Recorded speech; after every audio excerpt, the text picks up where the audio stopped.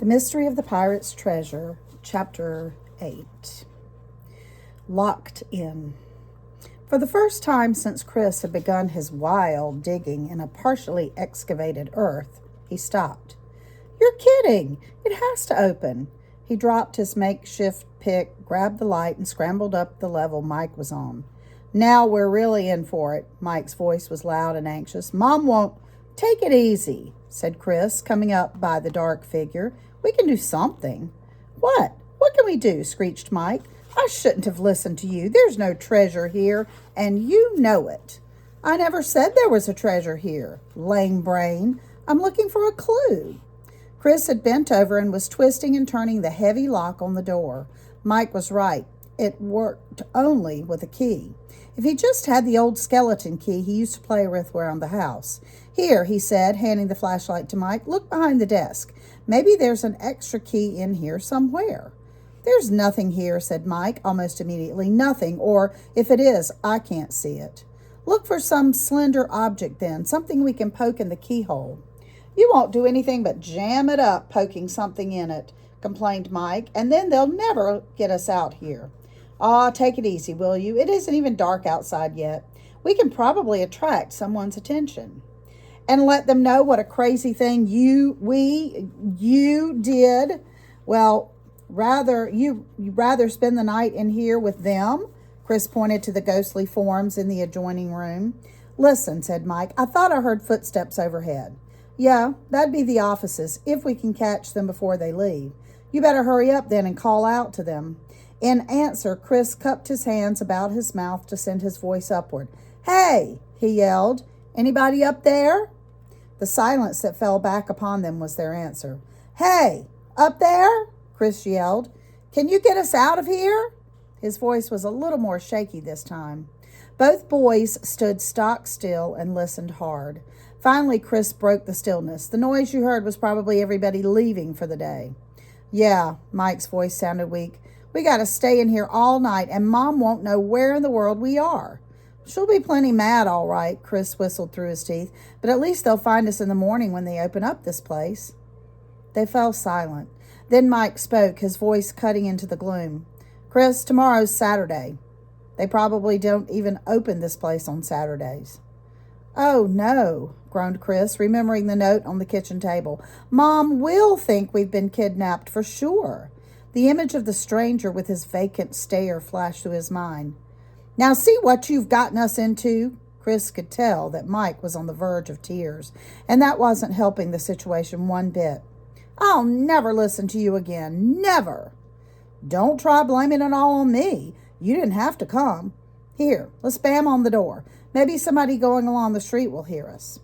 Standing before the massive door, the boys alternately beat and yelled until their hands felt bruised. Every so often they stopped to see if anyone had caught their plea, but there was no sound except the breathing of the old building. Earlier, when he was hiding among the pirates, Chris had noticed how this place seemed to breathe with him.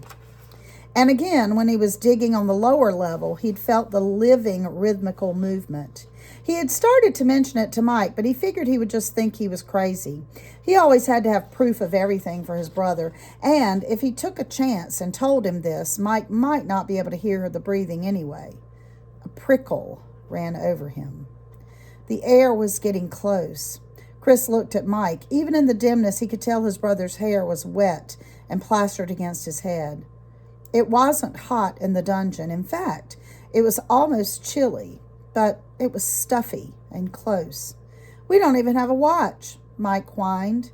"If only we could find the lights in here," said Chris. "It wouldn't be so bad." Again, they made a search of the wall. Several times each thought he had found the switch, but it turned out to be something else when the flash of light was brought close. Low in spirit now that his plan had been foiled, Chris had no desire to dig anymore. Maybe Mike was right. If there had been something, the workmen would have found it. No doubt they weren't regular workmen anyway, but people who studied old ruins. And besides, if his digging would cause the foundation of the exchange building above to crumble, he didn't want to be underneath when that happened. No one would ever know they'd been there. "I'm hungry. It's way past dinner time," Mike, complaining, broke into Chris's reverie. Just don't think about it and it won't be so bad. But Mom was having fried shrimp and for crying out loud, Mike, will you shut up? You're just making it worse. I'll bet she's looking for us everywhere. Say, you did tell her we were going to the dungeon, remember? When you asked for money to get in? Yeah, I did, but what? She won't think we're here after closing time. No, Chris's voice fell before he added, I guess not. I want some water awful bad. Aren't you thirsty, Chris? I told you not to think about it, didn't I? For a moment, Mike was quiet, and then he said, Chris, do you believe in mental telepathy? In what? You know, mental telepathy. Several people think about something that they want to happen, and then they think about it at the same time, and they concentrate on it real hard, and if they think long enough and at the same time, it will happen. Do you believe in it? Heck, I don't know. Well, if you don't believe in it, it won't happen. What won't happen? Chris's impatience was beginning to show. Don't you see, if we both think of Mom and in our minds try to tell her we're here, she might realize where we are. Ah, you're talking about that silly game we used to play at parties. Well, we could try it. It can't hurt anything. Oh, all right. What do? Shut our eyes and whisper to ourselves, Mom, we're in the dungeon. Mom, we're in the dungeon. Say it over and over and over. Okay, Chris agreed, feeling somewhat childish and stupid, but as Mike said, it couldn't hurt anything. They shut their eyes and repeated the sentence again and again and again. Finally, Chris said, okay, if that won't do it, then it doesn't work. The faint gleam of the flashlight coming up between them made ghostly shadows on their faces as they stood there in silence and damp gloom. Every now and then, Chris would play the light around the room again in search of the light switch. Time dragged on. It had to be way past dark. Maybe we ought to go into the other room, Chris said. It's lighter in there, and at least there's some straw we can sit on. With those people? Asked Mike. I'd rather stay in here and stand up. Don't be silly. I only wish they were people. Then maybe we could get out. But even as he tried to speak bravely, the very sight of the realistic wax figures made the shiver return to his spine. We might as well lie down and try to go to sleep, Chris continued. Otherwise, it's going to be a mighty long night. Then you don't really believe in mental telepathy. You were just saying that, Mike's voice rose angrily as he spoke, and it won't work because you don't think it will. Ah, come on, Mike, forget about that stuff. Chris led the way through the arch doors. I've got it. Let's turn on the tape. At least it will give us something to do while we're waiting for them to find us. Oh, I don't know, Chris. It's all about bloody crimes. But Chris had already flipped the switch. It would be easy to hear voices in a place like this. At least the tape would drown out the other sounds. The masculine voice began where it left off earlier in the evening.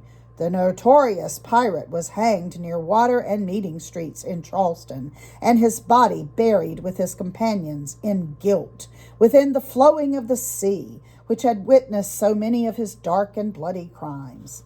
On and on it went, and while the voice droned on, Chris talked Mike into settling down by a fashionably dressed lady. Actually, he was talking himself into it at the same time, for he felt all quivery and uneasy. He certainly didn't want to go back with the pirates.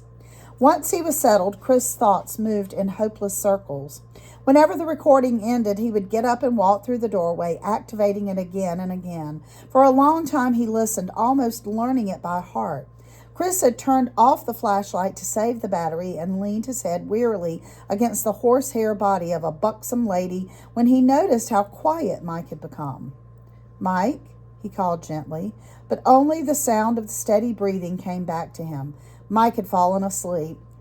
Long hours ticked by. Chris shut his eyes. He knew he'd never be able to sleep, but he must have fallen into a troubled slumber. He had to be dreaming. A swarthy-faced man, his sun-scorched skin gleaming where his shirt lay open, was coming toward him. His lips had a nervous snarl. It was all so real. Suddenly, the sound of voices came to him, and the other room was flooded with light. Chris! Mike! Are you here? It was his mother. Yes! In here, Chris heard himself say. Oh, my goodness, said a voice Chris recognized to be the guide's. People came toward them. Amid the confusion, Mike awakened, jumped up, and ran to his mother's side. Chris knew he was in for it now. Boys, we've been frantic. How on earth did this happen? Mr. and Mrs. Kramer were there too. Chris had never felt so many eyes upon him. When he had first heard voices, a welcomed relief flooded his body, but now he felt like a pirate about to be hanged. For the first time tonight, he was glad for the dim light. At least it concealed his blush of embarrassment over his foolishness. Such a thing has never happened before, the guide was carrying on apologetically. Never. We're just so sorry to get you out of bed at this time of night. I can't tell you how bad I feel about it. Mrs. Martin turned her gaze directly on Chris before she continued. How did this happen? Could we, please, Mom, talk about it when we get back to the apartment? You owe everyone, not just me, an explanation, Chris. Do you realize it's after midnight? We were about to call in the police and place a call to your father when the man who lived across the hall suggested we look here. What man? Momentarily, Chris forgot about the tongue lashing he was due. I don't know his name, said his mother with a brief glance at the Kramers, but he heard the commotion when we were searching the prop room. He said you had come in here, he said. For the first time, Mr. Kramer spoke. Really, Francis? I know the boys are hungry and as tired as you are. If Mrs. Mills doesn't mind, perhaps it would be better to wait until morning to discuss this. Well, said the guide, looking somewhat puzzled, I'm just so glad we found them. Then she looked straight at Chris and asked, weren't you afraid? Before Chris could answer, Mike spoke up from his mother's side. It was awful. And Chris knew he must have been right about the guide's humming. She had been trying to keep up her courage. Being left alone with the wax figures gave her the creeps, too. As they headed back toward the Dock Street Theater, Chris knew it would be long, long time before he would get through hearing about this night. He knew something else, too. It would be even longer before he would forget about it. The more urgent thing at the moment, however, was to decide what he was going to tell about how they got locked in the dungeon. And he'd have to get word of his decision to Mike. Everything had seemed so simple, and now it was all tangled up again. And why, he wondered, had the stranger suggested that they might be in the dungeon? Had he been following Chris? Here's a nice illustration of them knocking on the door.